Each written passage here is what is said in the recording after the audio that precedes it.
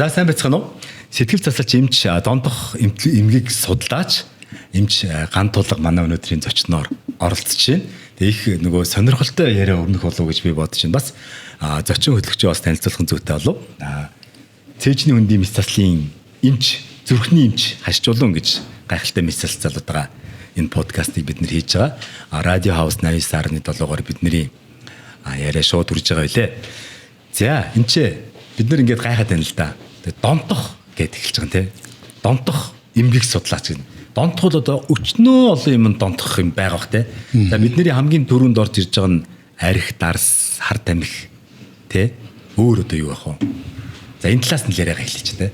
Яг донтох эмгэг гэдэг нь маш их өргөн ойлголт. Хүний амьдралд байгаа бүхэл зүйл тодорхой одоо хэм хэмжээтэй байх хэрэгтэй. Зарим зүйл бол амьдралд огт байх шаардлагагүй зүйлүүд бидний амьдралд одоо санаатай болсон санаандгүй орж ирээд тэр нь бидний амьдралд одоо сөрөг нөлөөгөө үзүүлээд асуудал үүсээд явахаараа энийг бол донтолт гэж үзэж байгаа. Буюу ер нь явах ёстой юм одоо байдал биштэй л замаасаа юм гажаад эхэлтгэлтэй. Тэгээ дондох юм хүний яг юм эрүүл амьдралын загвар гэж байна. Тухайн гэр бүл байлаа тийм үү. За аав ээж нь ажиллаа хийдэг. Ах чинь хичээлдээ явна, баган цэцэрлэгтээ яваад, хагас усан сайнд амраад, цалин мөнгө аваад гэд ингээд амьдрал цаашаа өрнөд ингээд явж идэл ямар нэгэн дондох юмгийг тухайн одоо гэр бүл тухайн хүнд ороод ирэхээр энэ явж байгаа замаасаа их гажаад эхэлдэг. Яванд улам их холдоод эхэлдэг. Тэгэхээр дондох юм гэдэг маань хүний амьдралын одоо бүхий л хүрээнд нөлөөлдөг. Бас их сайн анхаарч авахгүй бол их одоо араасаа хор шиг их дагуулдаг. Зөвхөн биеийн эмгээс ялгаатай нь биеийн эмгээр одоо өвдсөн байгаа хүн бол цагтаа шүүхтээр дуудагдаад байх юм байхгүй тийм үү. За бусад хүмүүсийг өр ширэнд оруулаад зоогоод байх юм байхгүй.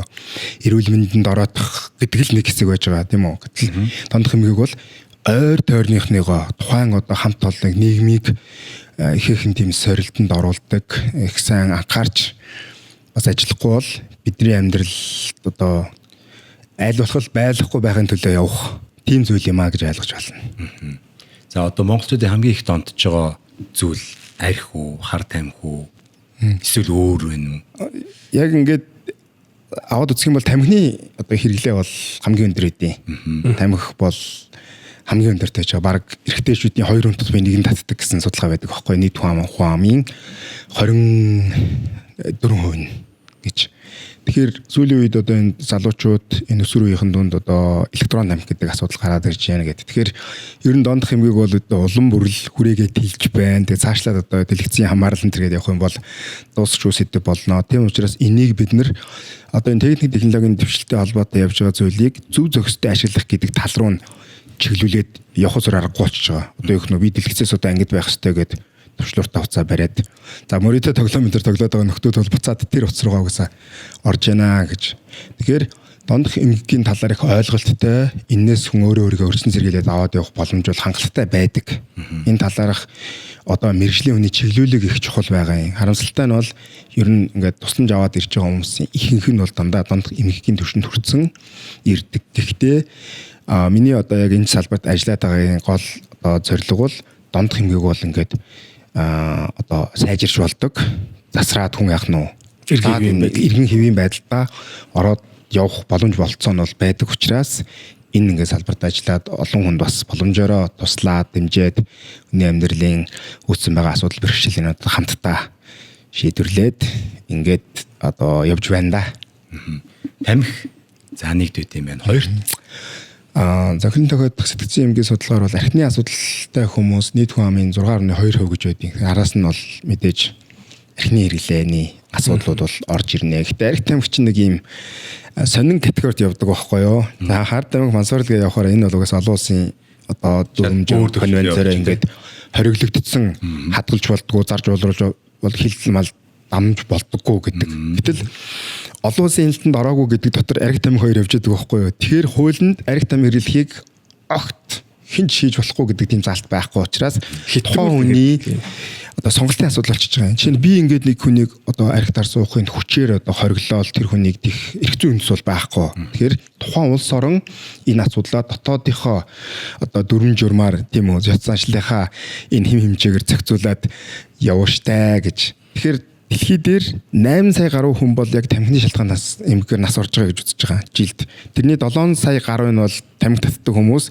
За нэг 800-900 мянга орчим нь бол дам тамхитлан төртөж байгаа гэж. За архины хэрэглээтэй холбоотой нас оролтыг аваад үзэх юм бол 3.3 сая гэж байдаг жилдээ.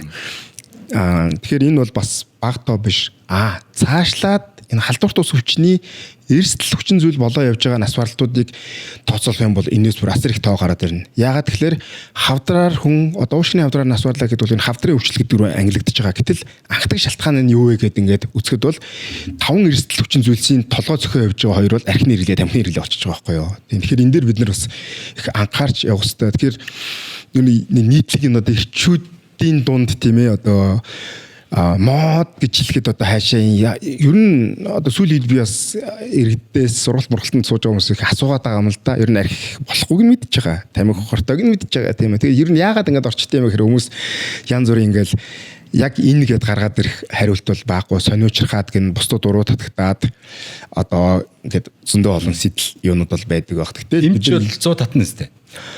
За ер нь бол одоо хим хэмжээндээ тийм тэр оптималгүй юм биш үү те? Тийм ягаад гэхээр донтолтын эмчтнэр дээр чинь өөрөө жишээ нь би архины асуудалтай байж болохгүй гэж үздэг байхгүй юу? Тийм би хэрвээ мөрөөдө толом тоглолдог бол энэ чиглэлд ажиллах надад одоо ёс зүйн одоо юугаараа хориотой гэсэн үг. Ягаад гэхээр би өөрийнхөө асуудлыг шийдэж чадаагүй байж бусдад биеэрээ үлгэрлэх дээрээс нь энэ их одоо уус ойлгомжтой шүү дээ тийм үү? Танд байгаа проблемыг шийдэж чадаагүй хүн танд туслана гэж ерөөхдөө бол байхгүй. Гэхдээ дондох юмгээр ийм хүмүүс байдیں۔ Одоо архинд орцсон амьдрал ахуйнд ороотоод маш их хэцүү нөхцөл байдал очоод эмчлэгдээд архи дарсны хэрэглэг шийдээд тэгэд би бусдын сайн сайхны төлөө явъя гэдэг хүмүүсийг тодорхой сургалтаар чиглүүлээд ингээд лидерүүд гэж бэлддэг. Тэр хүмүүс бол зарим тохиолдолд эмчнэрээс илүү тэр хүмүүсийг ойлгоно гэсэн үг. Биеэрээ тулцсан учраас гэдэг. Одоо туулаад гарцсан учраас. Тийм туулаад гарцсан учраас. Аму жигнэг. Сахарын агуулмж маш бага. Транс тус агуулаагүй, хүнсний нэмэлтгүй, зохицуулах үйлчилгээтэй. Таны эрүүл мэндэд.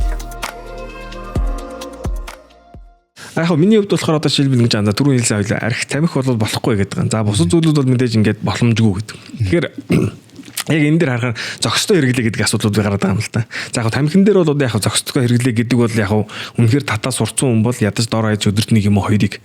Жишээлбэл одоо бид нар бол юу гэдэг вэ гэхээр зүрхний хаалга хийхээс өмнө их хэмжээний тамхи татдаг байсан хүнийг бол тамхин зогсоохгүй хаалга гэдэг. Юу гэж хэлэх гээд нэлэр хэрвээ зогсоочих юм бол нөгөө уушгнаас гарах юмнууд ихсээд буюу одоо тэр хаалганы дараа маш их ихсдэг.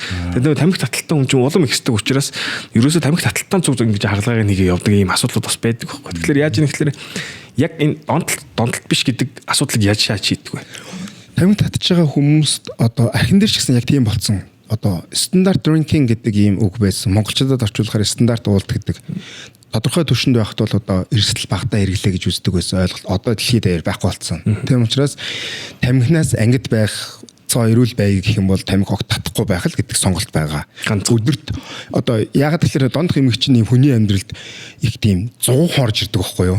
Аажмаар орж ирнэ гэсэн үг. Огт тамхи татдаггүй байсан хүн найз нөхдөйтэйгээ нэг уулзаад ганц нэг сонирхолтой дийдс орж үзэн тийм үү? Ингээд явж идэл ааж нь одоо 7 хоногт нэг 2 гэл ингэж явсаар байвал нэг мэдгэд хүн дондох эмгийн түвшинд хүчээр өдөрт 10 ширхгийг 5 ширхгийг за дундаж хэрэглээ бол өдөрт нэг хайрцаг гэж байгаа байхгүй юу 20 ширхэг тамхиг бол ер нь бол татдсан байна гэж. Тэгэхээр энэ дээр зохистой хэрэглээ гэдэг асуудал яригдахгүй. Тэр хүн өдөр болгон тамхи татчих бол аль хэзээний тэр хүн тамхи дондох эмхтэй гэж.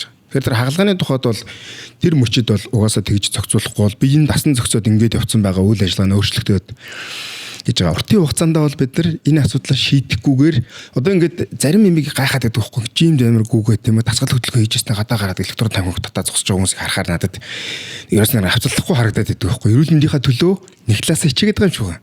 Нөгөө талаасаа тамхи татдаг гэдэг ингээр ерөөсөө ингээд нэг юм бугааж өгдөг байхгүй юу. Тэгэхээр энэ бол нэг тийм асуудалтай зүйл биш ээ гэсэн хандлага байд юм уу? Ер нь хүмүүс энийг аль талаас нь харж яана гэдгийг их хамаарч байгаа. Тэгэхээр ирсэн хүн болгоныг та ямар ч мэрэгжлийн эмч байсан та тамхи татдаг уу та архины хэрэглээ гэж асуу гэдэг байгаа байхгүй юу. Яагаад тэгэхээр хүний даралт нь ихсээд тийм үү ингээд ирэх үедээ энэ одоо энээс болоод байна гэх тамхинаас энэ архинаас гэдэг талаарх ямар ч ойлголтгүй явж байдаг. Гэтэл эмчнэр ингээд тэр нэг л асуулт олон хүнд ийм эерэг мессеж өгнө гэдэг байгаа байхгүй юу. Энээс болоод байгаа юм биш үстэй гэдэг. Хоёрдугаар хүн дондох эмгэгдэр байдаг нэг сорилт нь бол үгүйсгэл гэж байгаа. Өөрийгөө хүлээн зөвшөөрөхгүй байдал. Надад ийм асуудал байхгүй шүү дээ. Би одоо намайг одоо ухдаг асуудалтай гэвэл одоо эрүүлэн үлдтгүүч гэдэг юм ингээд тий. Тэгэхээр энэ бол том сорилт болж ирдгээ. Ойлголоо. За одоо бүр би нэг өөр юм асуух чинь. За яг арх тамхины хэрэглэл ийм байт юм байж бид нар бүгд л мэдж байгаа. За нөгөө нэг одоо сүүлийн үед нөгөө залуучуудын бөөнөр одоо Монгол улсаас хэдэн сая доллар гараа явчихж байгаа нөгөө мөрөөдө тоглоомд дондох гэдэг юм байна. Тэ? Хамаг байдгаа тавиад туудсан байна. Энэ бол одоо донтолтын нэг хэлбэр тийм үү? Яа харахгүй нэг хэлбэр. Гэхдээ зан үеийн өрөөнд үүсдэг донтолт гэж байгаа юм. Гаднаас ямар нэг хүн унралж, татаж, тарьж, амсаж, залгиж хэрглэж байгаа юм байхгүй. Гэхдээ эмгэг болоод ирж байгаа. Тэр энэ хоёрын хооронд тохиол цаад яг өгдөж байгаа механизм нь бол адилхан гэж үзэж байгаа. Судлаад. Тэгэхээр энэ бол үнэхээр том одоо асуудлыг улс орны хэмжээнд аваачиж байна. Олон гэр бүлүүд салж сарнж байна. Нийгмийн одоо энэ хор уршиг тооцоолохын аргагүй. Мөнгөөр тооцоолж байгаа тэр тоо гаргаж энэний цаадах тэр хүний амьдрал учруулж байгаа одоо хор хохирлыг бол тооцоолохын аргагүй. Өчнөө их дайн самуунаас би бол өчнөө илүү ийм хор хохирлыг улс оронд учруулж ер нь учруулад явж байна. Энэ цаашдаа яах вэ гэдэг бол маш сайн бодолцохгүй л их ийм хүнд асуудалтай бид нар нүр тулаа явж байна да. Бурхан минь. Тань дээр одоо ингээд яг ийм мөрөдө тоглоом донтцсон хүмүүс ер нь ирдгүү. Ер нь сүүлийн 3 жил тогтмол яг ийм хүмүүстэй ажиллаж байгаа. Юу за. Тийм. Ерөөсөө ингээд зориод ягаад тэгэхээр би бас нэвтрүүлэг эхлэхийн өмнө та хоёртоо бас хэлжсэн тийм үү. Эхний асуудал, өмнөний асуудал эднэр бол ингээд угаасаа асуудал болоод яригддаг, шаардлагатай боломжлогыг аваад ингээд явдаг. Гэтэл цахим тоглоом гэдэг дээр бол тэд нар ч нэг шууд ингээд им тан өгөөд имчилчихдэггүй. Сэтгэл зүй дээр нь ажил нь нэлээ нэг хүнтэй зуралдаж ажилладаг байхгүй юу. Гэхдээ боломж бол байгаа. Сүүлийн 3 жилийн хугацаанд бол бас аваа олон гэр бүлийн асуудлыг тийм ээ шийдвэрлээд ингээд туслаад өнөөдөр ч гэсэн өнөө өглөө ч гэсэн одоо хүнтэйгээ уулзч зөвлөгөө өгөөд 12 удаа уулзаад тэр хүмүүсийг яадаг эхний шатны имчилгээ ингээд дуусдаг байхгүй юу. Эмийн аргаараа өсө зөвхөн сэтгэл засны аргаар ярилцлагын аргаар. Бид нар бол ингээд нэг сэтгэл готролд орцсон бүр их нойргуудсан тийм ээ. Мадгүй амийн орлох бодолтой гэдэг ийм ноцтой кейсэс бусдыг бол ерөн сэтгэл заснараа л барай явж байгаа. Яагаад тэгэхээр дэлхийд ихэнд ерөн дондох эмгийн суур эмчилгээг сэтгэл заст гэж үздэг. Тэгэхдээ тэр нэг юм 2 удаа уулзаад асуудлыг шийдэх боломжгүй. Тийм болохоор нэлийн юм ойр ажиллаад та нар бодъё л доо. Хүн одоо ингээл жингээ хасан ч гэдэм үү эсвэл тамхинаас гарнаа гэл ингээл ярьж идэг. Тэгэл тэгсэн болон гарч чаддгүй гэдэг чинь хүний тэр зан үйлийн өөрчлөлт ялангуяа дондох эмгийн асуудлыг өөрчлөнө гэдэг бол маш том одоо ажил гэж ойлгож болно.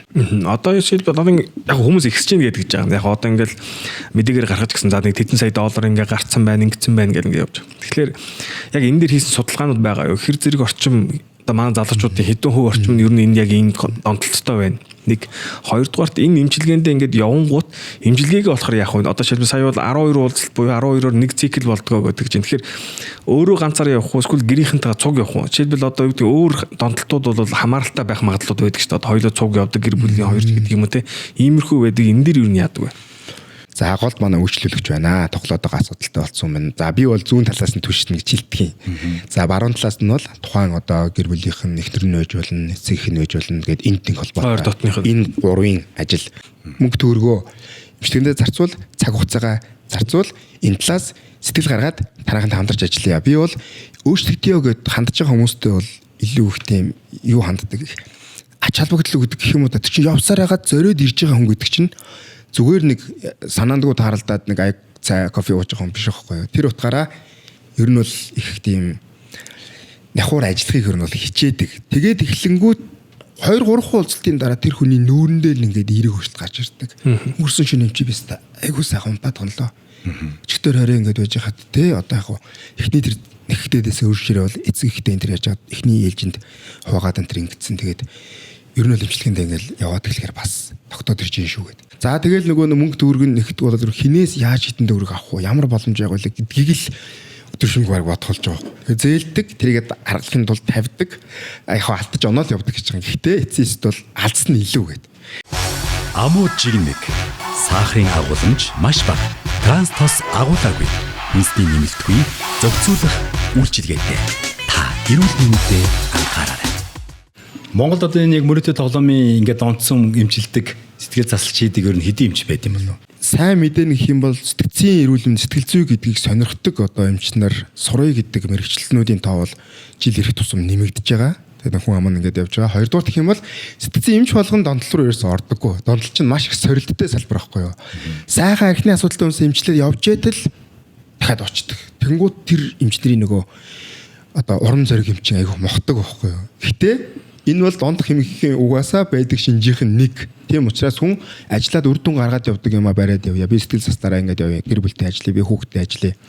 Ингээд тэрэн дотор чинь донтолт руу одоо яг сэтгэл зүрхээ өгсөн, сонирхол татсан тодорхой хэсэг л орж ийн гэж ойлгож байна. Тэгэхээр миний хувьд бол дондох хэмжээг угаасаа л сонирхолтой байдаг учраас өдөр тутамдаа ажиллаа гэхэд бол нэг тийм стресс яаж хийх вэ гэдэг юм бодол байхгүй. Цаанаасаа л энэ хүнд яаж туслах вэ гэдэг л тийм бодол байдаг. Эмчнэр болгон бол ер нь бол тэгж ажиллаа хийдэг гэж бодож байна. За бидний бас ээж аавуудын санааг маш их зоодог зүйл бол энэ өсвөр насныхан маш их хар тамхи тэгээ мансуурлах төрлийн бодис сэргэлдэг, цавуу өнөрлөдөг ч байд юм уу. Эн чинь бас нэг донтолтын нэг хэлбэр баг те. Энэ ер нь энэ талаар та жоохон мэдээлэл өгвөл яаж чинь хүүхдүүдэд авчирж байгаа хүмүүс их аль зэрэг байна. Ер нь ээж аав нар яаж сэргийлэх үү? Одоо дэлхий дээр бол нэг юм загварууд л явж байгаа юм л та. Тэнгууд эндээс боловсролын байгууллагын өрсөн сэргийлэх аргын гэдэг нэг хэвлэл мэдээллийн байгууллага гэдээ бүр сектрлээд ингээд явдаг. Гэхдээ дэлхий дээр ганцхан аюул сан өрсөн сэргийлтийг хийдэг хөтөлбөр гэж бол байхгүй. Жишээ нь юм байгаа юм. За одоо юу гэдгийг. За одоо Өвсгөл аймгийн нэг суманд тэнд сурж байгаа хүүхдүүд энэ талаарх ямар ч ойлголтгүй байвал тэр хүмүүст очиод ярих шаардлага өгч байгаа. Заавал мэдээлэл төгөх гэдэг чинь баг нөгөө хүнтэй эсэгээр тэр мэдэхгүй байгаа гэдэг чинь тэд нар энэ тухай ямар ч ойлголтгүй байвал тэрүүгээрээ байх. Тэрөөсөө юм байхгүй. Гэтэл асуудал гараад байгаа газрууд дээр бид нар анхаарал ашиглах хэрэгтэй. Гэхдээ ийм одоо шууган дуулан болгоол ингээл ийм тим юм гэж ингэж цацна гэдэг бол сэргээр хүний анхаарлыг татах нь шүү. Ер нь энэ дэр их боломжтой хандах хэрэгтэй энэ төргээд яригддаг. Тэгэхээр ер нь юмыг ингээд сонирхож байгаа, харж байгаа, туршиж байгаа, үзэж байгаа юм болгоныгоо би зүгээр хүн их сайхан нээлттэй байх хэрэгтэй, тийм ээ. Сонирхож байгаа, барьж байгаа юм эцэг ихтэйгээ энэ болд юм болохгүй юу гэдэг энэ юмн дэр нөгөөг хэлж чаддаг. Эрсдлээс өөрийгөө аваад гарах энэ чадварт сурах нь зөвхөн тэр мансуурал дээр ч биш. Тийм ур чадрыг бид нэг сайн суулгах хэрэгтэй юм болов уу гэж. Цаад хор уршгийн нэгэд харцсан хүн бол бас нэгэн төрлийн дархлаа бол сууж байгаа байхгүй юу. Гэхдээ энэ бол зөвхөн эрүүл мэндийн салбарын бол ажил бас зөвхөн хуулийн байгууллагын бол зүйл биш ээ. Хийх ажил ерөөсөө биш ээ. Бүх нийтийн их гэж байгаа. Тэгэхээр хамгийн түрүүнд бол та дондох юмгүй бай гэж хүмүүс суулж байгаа. Тэгвэл эндээс донтох юмдаг гэж юу юм тэгвэл. Одоо шилбэл ингэж штэ. За одоо ингээд яг мөнгө төгрөгөө зараад ингээрэл одоо ингээд донтчиход байгаа юм уу? Айлсгүй бол хэрэглээ гэхээр за арх тамхи хоёрыг бол хоёулыг нь хэрэглэж болохгүй юм байна гэж байгаа. За мансуур болоход бүр болохгүй гэдгээр ингээд бүрүүдийг нь хасчлаа гэхээр заавал одоо юу гэдэг одоо 1 2 би шилбэл одоо юу гэдэг бид нар Америк яваал те. 30 одоо нэг казино ороод бас нэг Америк юу үтсэн юм чи нэг үсчихэл та гэдэг нэг юм байдаг тийм ээ. Тэгэхээр яг ингээд азад туршид тэнд бол бүх хүмүүс донтоод байхгүй. Тэгэхээр юу гэж хэлээд ямар нэгэн тодорхойлолт нь юу байх вэ? Дондох эмгэг гэдэг бол архаг буюу удаан хугацаанд үргэлжилдэг дахих магадaltaй уурах тархины эмгэг юм а гэж.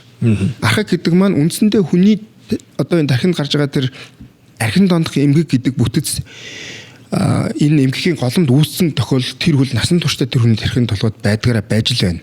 Тэгэхээр энэ хүн бол эмчлэгдэж зогсох уу эсвэл хүн хөтлөө архи тарсаа хэрэглэх үү гэдэг хоёр сонголтыг авчирч байгаа. Энэ дондох эмгэг мөрөдөд тоглоом дээр гардаг шинжүүдийг би таярт бас тодорхой одоо тайлбарлаж өгье өөрөөхөө. За нэгдүгээрт бол ер нь яадаг вэ гэхээр тэр тухай маш их зүйл бодож өнгөрүүлдэг гэж байгаа. Толгойд нь тэр бодол салахгүй эргэлдэнэ гэсэн. Тэр хүн ажиллаа хийжсэн ч төвчрээ явж исэн ч магадгүй унтаа самнуудаа инээ дэвтэж явахтаа л тэр нь бодол нь те. За энэ дээр нь бооцоод байд ингээд тийм тоглолтууд ойртож байгаа. За тэндээс мөнгө нэхэтэндээ энийг яаж аргалах вэ? Өчигдөр бол гайгүй орцсон доо гэдэг. Ерөөсөө л тийм бодол ингээд автдаг. Хоёрдугаар бол тухайн зүйл зартуулдаг цаг улам нэмэгдээд идэг гэж байгаа. Тэр хүний тэрний зарцуулж байгаа цаг хугацаа улам нэмэгдээд идэг. Сөрөг нөлөөг нь илрээд байгаа учраас за болио гэхээр бүтэхгүй тийм оролдлогууд гэж байгаа. За оройсоо тоглохоо болио гэж өчнөө болгон бараг хүн болгон шийдвэрлэдэг. Гэтэл ингээл ингэж байгаа. Бусдаас нуудаг гэж тоглож байгаагаа одоо худлаа ярина. Би тоглосон юм байхгүй. За тэгээд эхлэнгүүт гэр бүлийн асуудал үүсэж байгаа. Нөгөө хүн чи яаж гинэ? Тохном тоглоод ингэж ухаан санаа нь явж байгаа юм. Энд ингэж явж штэ тийм сарнилттай ингэж явж байгаа учраас бол маш их цаг хугацааг тийшээ зарцуулаад байгаа учраас ар гэрээс нэгдэг. Чи одоо яагаар ингэдэм гэр орондоо зарцуулж байгаа цаг алга ажилдаа завгүй гэдгээр л харанхуй явж байгаа. Гэтэл чин гадаа гараад машиндаа суугаад өчтөө тоглодог байсан байлаа. Манай нөхөр наад хэлээгүй 2 жил тоглосон байлаа. 0 ороод алга болчдөг байсан. Тэгэл гарлаа л гэдэг. Цаг ингээл бөөн ирүүл болоод идэг гэсэн чинь дугуулж исэн байгаа байхгүй юу? их мэдчлэн. Тэгэхээр ийм сөрөг нөлөө үсээд байгаа. Тэгэхээр шууд ингэж аваад үзэхэд бол тухайн үр ширэнд ороод гэр бүлийнхэнтэй амлалт өгөөд дахиад асуудал үүсээд ингэж байгаа тохиолдлыг бол дандаа л эмгэг үүссэн байдал ирж байгаа. Энийг хянах чадваргүй болж байгаа. Энэ одоо бий байна гэж бод. Энэ бий. Энэ мөрөөдөө тоглоом. За яг өнөөдрийн байдлаар бол би тэрийн за ийм байгаа буюу би энэс л хүчтэй байгаа гэсэн. Би тоглож энэ төр одоо эхлэегүй ороогүй. За гэтэл магадгүй сонирхоод нэг контент төр нэгээ данс манс руу одоо тэр мөнгө төрийн хийдэг болоод ингээд нэнтэй найзлаад ингээд явах юм бол айжиндаа миний нөгөө нэг чадвар заримдаа би өөрийг хэн чадна, заримдаа хэн чадахгүй юм үед ирж байгаа. За энэ байдал цаашаа үргэлжлэх юм бол уучлаарай миний төвшин ийшээ унаад намайг мөрөөдөө тоглоом бүрэн хянана гэж байгаа. Яагаад гэвэл би энэний өөдөөс ямар нэгэн үйлдэлийг хямд чадамжгүй гэж байгаа. Чадамжгүй. Тэгэхээр сэтгэл зүйд гарч байгаа энэ асуудлыг яг гаднаас нь хараад хүн нөгөө гардаг өөрчлөлт нь харагддгүй учраас ойлгодгүй. Ямар сайн юм бэ те? 5 сая төгрөг байгаад тэгэл ингээд данс руугаа шилжүүлэл аваад ингээд болчих болтгүй юм уу гэдэг. Тэгтээ тэгж чаддгүй гэж. Саран болчих юм шиг санагдал. Ерөөсөл болдгоо гэдэг байгаа байхгүй ерөөсөө санснаар болдгоо. Өмнө нь бол болдог байсан юм аа. Болдгоо маяг ирсэн. Тэгээ түрүү асууснаар нөгөө нэг юу асуусан л та. Хэрэглээгээр нь ер нь хүнийг ингэж бас ингээд загварчлаад харуулах юм бол нэгдүгürt буюу огт энэ талаар ойлголтгүй хүн гэж. Магадгүй сонссон байж болно. Зургатаар нэг тоглоом тоглоод байгаа гэдэг. Хоёрдугаарт нь сонирхогч гэж байгаа байхгүй. Энэ хүн яасан бэ гэхээр тоглож байхын нэг харсан ганц нэг аккаунт тэгээд нэг хоёр боцоо тавьж үтсэн. Ямар ч үсэн тэрэн дотор нэг одоо бүртгэл үүссэн байгаа бол сонирхогч тэд эргэлж байгаа хүмүүс гэж. За асуудалтай гэдэг маань бол ер нь өөрийгөө хянах чадвартай гэхдээ цалингийнхаа тодорхой хэсгээр тоглох. За тэгээд донтолт гэдэг эхлэхээрээ нөгөө нэг одоо гэр бүл сарнж байгаа, дааж давшгүй хүрэнд орж байгаа, тийм ээ одоо сэтгэл хөдлөл орж байгаа, амиа орлого хүлээж байгаа гэдэг ингээд явчихж байгаа. Энэ секторүүдээр тэгэхээр одоо тоглолтгүй хүн сонирхогчийн тухайд бол хүн гим хороо ойлгоод ухаарад явчихна. Энэ хүн хүслээрээ болоод өөрөө зогсож чадна. За асуудалтай байгаа хүмүүсийн тодорхой хэсэг нь бол өөрийгөө чиглүүлээд авч явтан тодорхой хэсэг нь бол чадахгүй. За дондох эмгэг үүссэн байгаа тохиолдолд бол энийг хамгаараа ч юм уу те одоо интернет үндэсний мэдээллээр эсвэл хин нэгэн хүний өгсөн ярилцлагаар сонсоод гарах боломж өндөө байхгүй гэж ойлгож байна. Дийлэгцийн донтолт гэж байгаа шүү дээ тий. Тоглоом тоглолт. Гэтэ бол мөрөөдөө тоглож байгаа биш ээ. Зөвхөн одоо нөгөө Counter Strike тий. Counter Strike ч үгүй юм өөр тийм нөгөө PUBG тэр тоглодог тийм хүмүүс байдаг ш. Энийг одоо донтолт гэж ойлгож байна тий. Би тэр мөрөөдөө тоглоомыг бол ер нь яг сайн бодоод байх юм бол дэлгэцийн донтолтын нэг хэлбэр юм байна гэж харж байгаа. Нэг хэсэг хүмүүс Candy Crush гэдэг тоглоомыг бараг л толгой дараалан тоглодог гэсэн. Одоо бол тоглодог хүмүүс байхгүй болсон шүү дээ. Candy Crush дээр яагаад тэрийг даван туулсан бэ гэхээр Candy Crush тоглохын тулд өр тавих шаардлагагүй. Данс мас цэнэглээд яадаг уу? Ийм биш. Гэтэ бүгд арайд өнгөрсөн. Тэгэхээр ашиг орлого болж амьдралаа сайжруулъя гэж мөрөөдөл тоглоом ихсэн тохиолдол бараг байхгүй байгаа байхгүй. Зүгээр л нөгөө нэг утсан дээр байдаг тоглоом шиг дансаа цэнэглээд нэг 5,000-аар тавьж үзээл те. Өө эн чин 10 болгочлоо. 10-ыг яасан чин 5-ыг алдчихлаа гэдэг ийм нөгөө тоглоом нь шоглоом болно гэж хэлдэг шиг тэгж эхэлж байгаа байхгүй юу. Тэгэхээр хүмүүс янз янзын юм сонирхож явж байгаа. Тэгэл одоо яг залуучууд бие биенээс авсан мэдээлэлээр за дээрэс нь тэр чинь нэг сурчлагын мурчлагын яваад ахаар ингээд хүмүүст бас хүрээд байна гэж байгаа байхгүй юу. Тэгээд ингээд зэнгэлэх юм бол таны бас $5 ч $10 болгон чинтер гэдэг юм. Ингэсэн юм руу ороод тэгээд асуудал үсэ явчихж байгаа. Тэгэхээр энэ бол дэлгэцэнд маш их цаг хугацаа зарцуулдгийн нэг илэрхийлэл гэж. Хэрвээ хүмүүс холог уцтай биш байсан бол бид нар энэ данс манаас сэнэглээд ингээд тоглох боломж болсон хязгаарлалт нь бол байгаа хэвээр. Бүх хүн гар утас өрж гэн, бүх хүн интернет хэрэгжилж гэн, бүх хүн хүссэн юмаа худалдаж авч болж гэн, зарж болж гэн ингээд ашиглаа явчихж байгаа учраас маш олон залуучуудыг хамарч байгаа нь их тийм онцлог болчиход байгаа юм. Тэгвэл магадлалын онлоороо гэхдээ мөрөөдөө тоглоом руу зүгээр ороод сэнэглээл донтчдаг юусоо биш. 10 орлог чинь тодорхой магадгүй 5 хүн тэгэл гараа явчихна энэ дэр чинь. За нэг иймэрхүү юм байна гэл. Тэг явсаар шилэгдээд 10-аас 1 хүн гэдэг донтох юм магадгүй 2 нэг гээд. Тэгэнгүүт маасаар аваад үзэхэд 10 хүнээс 2 юм байна. Тэгвэл 120 гээл 1000 за тэгэл 100,000 гэл явах юм бол эн чинь ингээд цар хүрээ нь бол ингээд тэлгэдээд ингээд явчихж байгаа байхгүй тийм ээ. Тэгэхээр энэ талаас нь ингээд бас харахаар бидний ингээд амьдрал ямар их өөрчлөгдөж байгаа вэ гэдг нь харагдаж байгаа. Тэгээ бүр нэг эцэг ихээрээ хэлжсэн. Тэр бүр их сонирхолтой болсон байна. Яасан бэ гэхээр аав ээжээрээс би таяраас ингээд нууцаар тоглож байгаа учраас би ингээд айсандаа санаа зовоод баригдчихгүй гэж айгаараа би буруу зүрөө тавиад их халдаад байгаа маа. Таярт хилээд тоглох юм бол би их авах над магадлал өндөртэй байна гэд аав ээжээртэйгээ яриад тэгээд аав ээжээрөө синхруулээд тэгээд цэнгэлээ тоглуулсан гэж байгаа байхгүй юу. За тэгэл хөл бөмбөг л байсан юм шиг байна. Тэгэл ингээл хөл бөмбөг тоглож байгаа л нөгөө нэг бооцоо тавьсан эсрэг багын давтлал ингээд хөл бөмбөг гол ингээд нөгөө тэр хаалга руу нөшгөлөх үед босчрал бүр сэгсрэл хан маань цохиол ингээд бүр хүүхэд нь бараг ингээд өстой би галзуушуул гэж бодсон шүү дээ. Ямар амар юм бэ гэдэг бүр гачин болдог гинэ. Тэгэл ингээд гол ороод ингэх юм бол бас л баярлаар өвсөж хараагаал гэж өстой хажууднаас аав ижир нь бараг ингээд ингэж явж зүрхмөтөө юм хаагдаж өгөх юм билээ гэдэг ч юм. Тэр бооцоогоо тавьчаал ингээд 50 сууж идэг учраас цаан зуурстай зүр сэтгэл нь бүр ингээд савлж идэг. Тэгэд одоо ингээд сүүлд ирж байгаа залуучууд юм чи ингээд би сая зүрхнээ ингээд зүрхний хим халдагддаг болсон. Миний зүрх өвддөг болоод сүүлд энэ хотоод руу цус мүс гээд ингээд нөгөө нэг стресс бухимдал айдас гэдэг юм чинь бүх биед нь ингээд нөлөөлөд эхэлж байгаа. Тодорхой хугацааны дараа энэ биеийн эрүүл мэндийн асуудал маш их үүсэх эрсдэл гарч иж байгаа байхгүй. Тэр нэг 5-10 төгрөг алдсандаа биш цаанаа их эрсдлүүд дагуулад явж идэг. Тэгээд яг тийм байдалд орсон байгаа хүн нэг тийм хор холбогдлын гүн гүнзгий ухаараад эмчилгээнд орсон байгаа хүн бол тэгээд ер нь цаашдаа өөрөө аваа явчих. Гэтэ бид гурвын гэхдээ таарыг тоглолтгүй гэж найдаж байна. Бид гурвын мөнгийг мэдэрч байгаа мэдрэмж шүү дээ. Тоглоомд донтдсон хүний мөнгийг мэдэрч байгаа мэдрэмж хоёр шаал өөр болсон байдаг. Шаал өөр болсон байдаг. Явандаа бол ерөөсө тоо болоод хөрдөг ч шүү дээ. Тэр анх алдах үедээ бол тийм цочрол аваад тэгвэл дондох юм чинь нөгөө толеранс буюу төвчл гэдэг юм үүсдэг. Алдсан тэр олон алхмууд нь нэх бодогдохгүй яг авч ийсэн тэр нэг моментууд нь л энд байгаад идэг гэж байгаа юм. Тэгэл хийдэг биштэйгээл явж идэл дахиад гэл юм. Тэнгууд дараагийн нэг орж ирдэг юм нь болохоор за би энэ одоо 30 сая төгрөгийг угаасаа тоглоомд алдсан учраас би нүгээрээ л олно гэдэг мохорлоо зүтгэдэг. Алдсан аргаараа олно. Алдсан аргаараа олно гэд мохорлоо зүтгэдэг тийм шүү бид нар ч. Тэгэхээр харамсалтай нь бол тэр чинь бас л биш байгаа байхгүй юу? Яагаад гэвэл мөрөдө тоглоомоор дарах гэсэн зүйл чинь таны 30 саяыг 50 сая болгоод 50 сая чинь 100 болгоод байна. Ингэж явж юусоо болохгүй гэдэг дээр нь ятгаа синхруулээд ажил гэж. Зарим талаараа дондох эмгэг гэдэг бол цаана байгаа асуудлын өнгөн дээр гарч ирж байгаа л үзүр. Энэ үзүрийн цаана гүнд бол гол асуудал нь байгаа гэж яригдаж байгаа байхгүй. Ялангуяа хүний 6 нас хүртэл тэрнээс дээшлэгэд 12 наснаас өмнө тохиолдсон сэтгэл зүйд үзүүлсэн тэр дарамт сэтгэлийн шарах одоо юм гэдэг бол маш хүчтэй тэнд үлдсэн байдаг. Тэр асуудлыг шийдэхгүй бол тэр хүн насан туршдаа тэрнийг хохирогч болоод яваад идэг.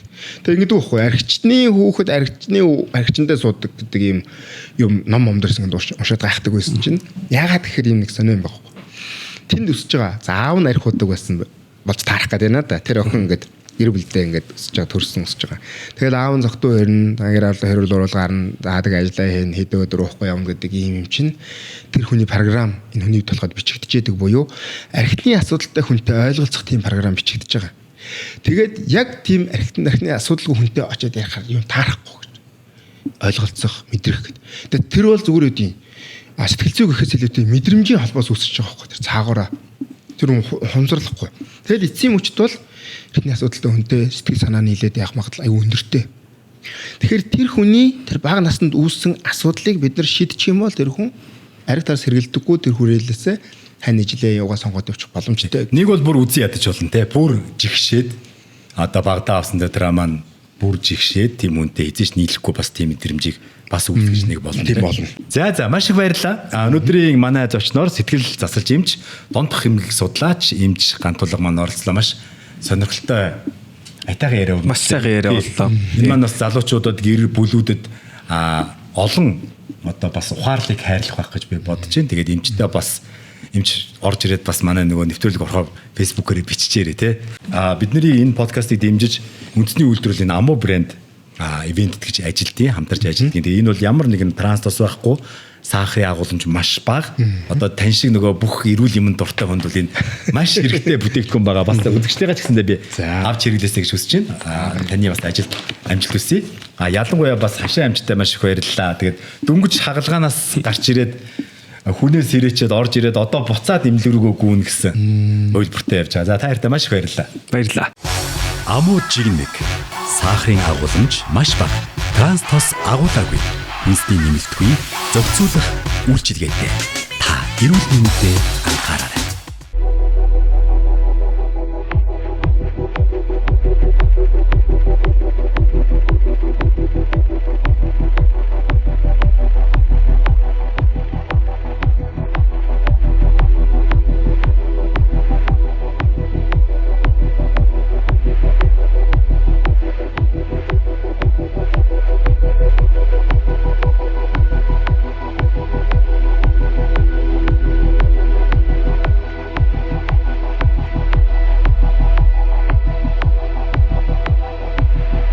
Радио Хаус 89.7